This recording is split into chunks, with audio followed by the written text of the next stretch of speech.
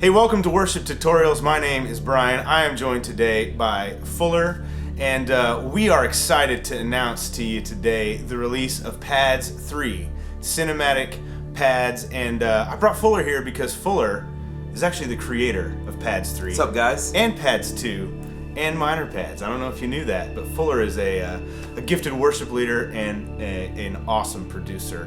So Fuller's going to tell us a little bit about pads and Pads 3 in general, and then we're going to show you a little more about them. Well, thank you, Brian.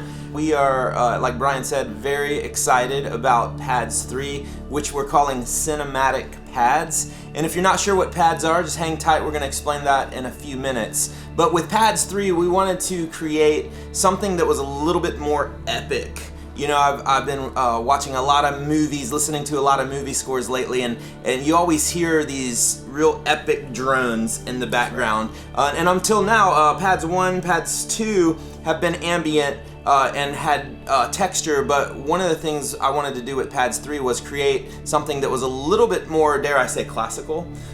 So when you hear Pads 3, you'll notice there's some actual strings in there. There's a little bit of woodwinds and some flutes, which sounds kind of out there. That's right. But it really works well. But it really kind of creates a certain epic feel that we like, that we felt like was missing from Pads 1 and Pads 2. So it's just another kind of aspect for pads. Sure. So if you want to know what we're talking about, you're hearing pads right now. They're playing underneath us. And I'll tell you just a little bit about what you get when you download Pads 3. You get a folder full of MP3s. You get one for each key. Each MP3 is 20 minutes long. You actually get 2 bonus MP3s for the key of F and F sharp because those keys we felt like you either had to voice them a little high or a little low. So we gave you a high voice and a low voice, but they work exactly the same way. It's just kind of whatever feel you want. Now what you do is you can use these things under really anything you want, but we found it works really well to use them under music, like with your band, whether it's a full band or just a solo like acoustic or piano kind of a thing. And we love to use them too, like at the end of a message when your pastor might be wrapping up and you kind of want to create this really pregnant moment.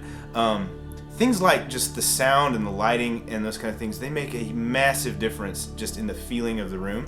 And these things really create an awesome texture atmosphere, if you will. So we're listening to pads right now in the key of D. Like I said, you get all 12 keys, and you would just play, say you're playing a song in the key of D, you play the key of D pad underneath it. And really anything that you play in that key is gonna fit. So I'm gonna demonstrate, and Fuller's gonna play a little bit with me, and we're just gonna play just a typical chord progression in the key of D, and you can see how this works.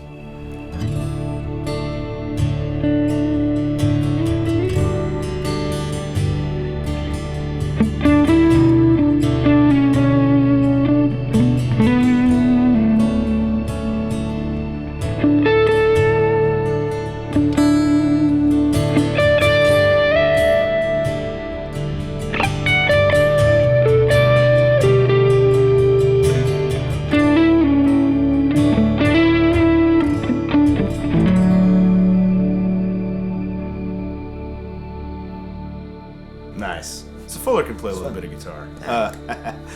Sounds better with pads. It does. It really does. Life sounds better with pads. Better with pads. I want to take pads with me everywhere I go. I know. I want to order at McDonald's with pads playing in the background. You can play it in your, like, just play it, like, carry a little speaker with you. Yeah. And just have it like your own soundtrack. Yeah. As you enter a room. Yeah. Just everyone.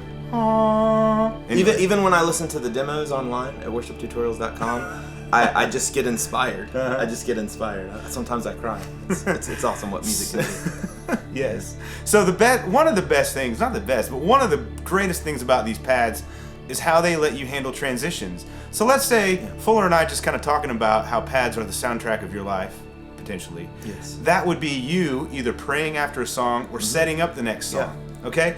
See, the pads have been playing the whole time, and everything kind of glues together. And let's say we're going to transition to a song in the key of G, which now you just heard the pads transition into the key of G. Yeah. And we have a lot of resources to tell you how you can pull that off in a live environment.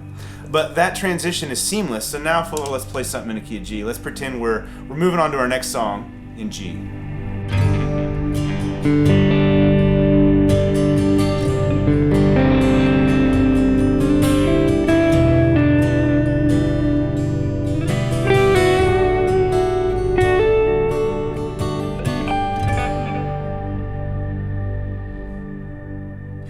So there you go. And now you can let these pads kind of play out. Say you're finished with your set. You're going to pray in this moment. They're playing now.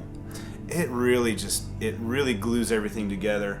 One of the things that the Fuller and I feel like a lot of churches could improve upon, in my experiences, is transitions between different elements. And these things will really let you do that well. Yeah, and I think too, it's sometimes you might, as a worship leader, be at the end of a song and there might be some pause and space there, and you might want to go back into the song. Pads allows you, especially if you don't have a band, if it's just you and your guitar, maybe one other musician, pads allows you to kind of sit in that moment without it feeling like it's over. And that's what I love about pads is you can kind of stop playing. Maybe you want to talk, maybe you want to do a little direction there, or even pray.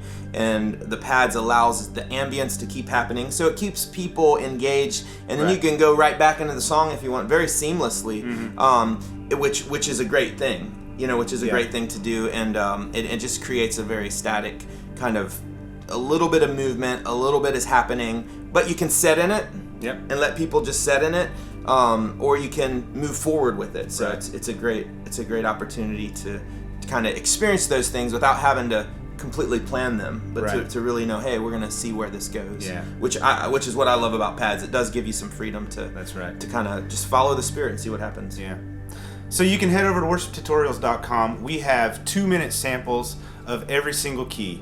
And actually, in all 4 of our pad sets, we have available pads 3, which are out now, pads 2, pads 1, which I made back in the day, the original, the flagship, and the minor pads. We think that these things just sound better with each iteration that we have, and pads 3, they just sound great. So head over and check them out. What you can do, what I would recommend you do, is grab a guitar, keyboard, whatever instrument you play, and just play one of those pad samples and just play along to it. I was going to say how it's going to fit in your workflow. We do get some comments from guitar players and even keyboard players. Well, why do you need pads if you have a keyboard player? This is a great point.